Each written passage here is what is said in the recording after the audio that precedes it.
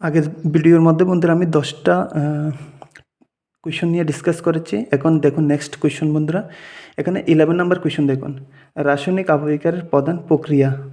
তাহলে কি কি আছে রাসায়নিক আবহিকার প্রধান প্রক্রিয়া বন্ধুরা? কার্বনেশন। কার্বনেশনটা কি? কার্বন ডাইঅক্সাইডের সাথে জল চুনাপাথরের মিশ্রণ।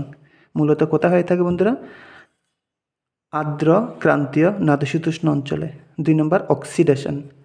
শিলার খনিজের সঙ্গে অক্সিজেন জারণ প্রক্রিয়ায় মরিচা ধরে লোহার মধ্যে, যেটা one of the most important question বন্ধুরা। এই যে শিলার মধ্যে যে লোহার মধ্যে যে মরিচা ধরে, সেটা শিলা খনিজের সঙ্গে অক্সিজেন। হাইড্রেশন। শিলা গঠনকারী খনিজে জল নতুন খনিজের পরিবর্তন আয়তন বৃদ্ধি হয়। শিলা গঠনকারী খনিজের সঙ্গে জলের যে সংমিশ্রণ হয় নতুন খনিজ গঠনে। উদাহরণস্বরূপ হেমাটাইট থেকে লিমোটাইট, ক্যালসিয়াম সালফার থেকে জিপসাম। এভাবে কী হয় বন্ধুরা?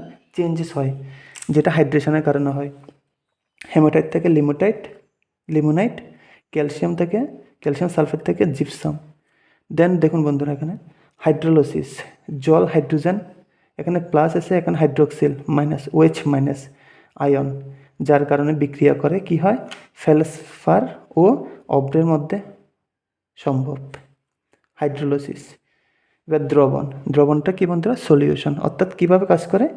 স্বাভাবিক জলে H+ ও OH- থাকে, আয়ন থাকে, যেটা আলাদা থাকে, ফলে আম্লিক বা ক্ষারীয় হয়ে থাকে।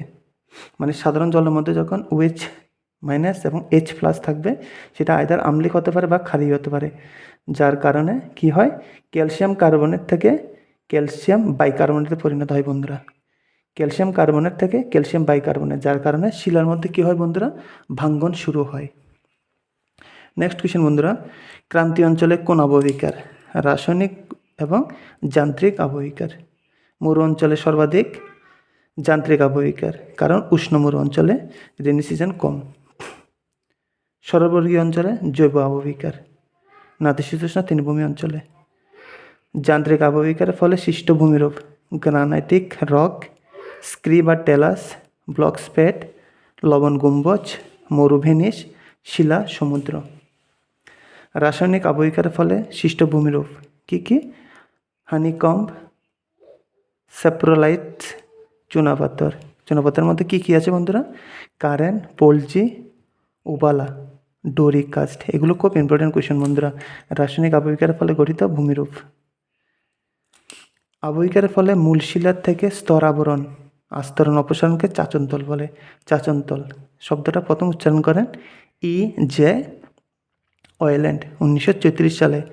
কোথায় চাচনতল সবচেয়ে দেখা যায়? ক্রান্তীয় আর্দ্র অঞ্চলে। নেক্সট কোয়েশ্চেন দেখুন বন্ধুরা, পুঞ্জিত ক্ষয় কেবলমাত্র মধ্যাকর্ষণ বলের প্রভাবে নিচের দিকে নেমে আসে যে ম্যাটেরিয়ালসগুলো। সলিডফ্লাকশন বরফ গলা জলের সংশ্লিষ্ট ভূমিক্ষয় পার্মাফ্রস্ট অঞ্চলে হয়।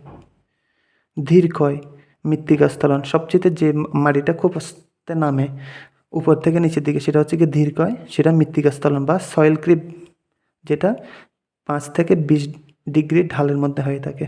ধীর ক্ষয়। সলিডফ্লাকশনটা খুব ইম্পর্টেন্ট বন্ধুরা এবারে পরীক্ষার জন্য। এবং পুঞ্জিত ক্ষয় মধ্যাকর্ষণ বলের কারণে হয়, আর সলিডফ্লাকশন হয় পার্মাফ্রস্ট অঞ্চলে। আর সবচেয়ে দ্রুততম যেটা, সেটা হচ্ছে গিয়ে রকফল। নেক্সট কোয়েশ্চেন দেখুন বন্ধুরা, fastest sediment flow all together debris fall. সবচেয়ে বেশি পলিমাটি বা শিলাগুলো নেমে আসে উপর থেকে নিচে, সেটাকে বলা হয় কি? ডেব্রিস ফল বা প্রপাত। ভারতের রানীগঞ্জ কয়লা খনিতে অবনমন দেখা যায় আবহবিকারের কারণে। পার্বত্য অঞ্চলে মৃত্তিকা ও বরফের সাথে বোল্ডারের অধোগমন হলো টেলাস বিপর্যয়। পিজির জন্য one of the most important question this time. পিজির জন্য পার্বত্য অঞ্চলে মৃত্তিকা ও বরফের সাথে বোল্ডারের অধোগমন হলো টেলাস বিপর্যয়। মৃত্তিকাস্থিত জলের সঙ্গে বরফের স্থানান্তর সলিডফ্লাকশন।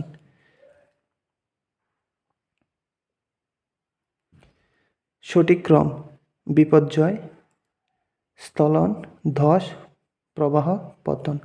ধন্যবাদ বন্ধুরা।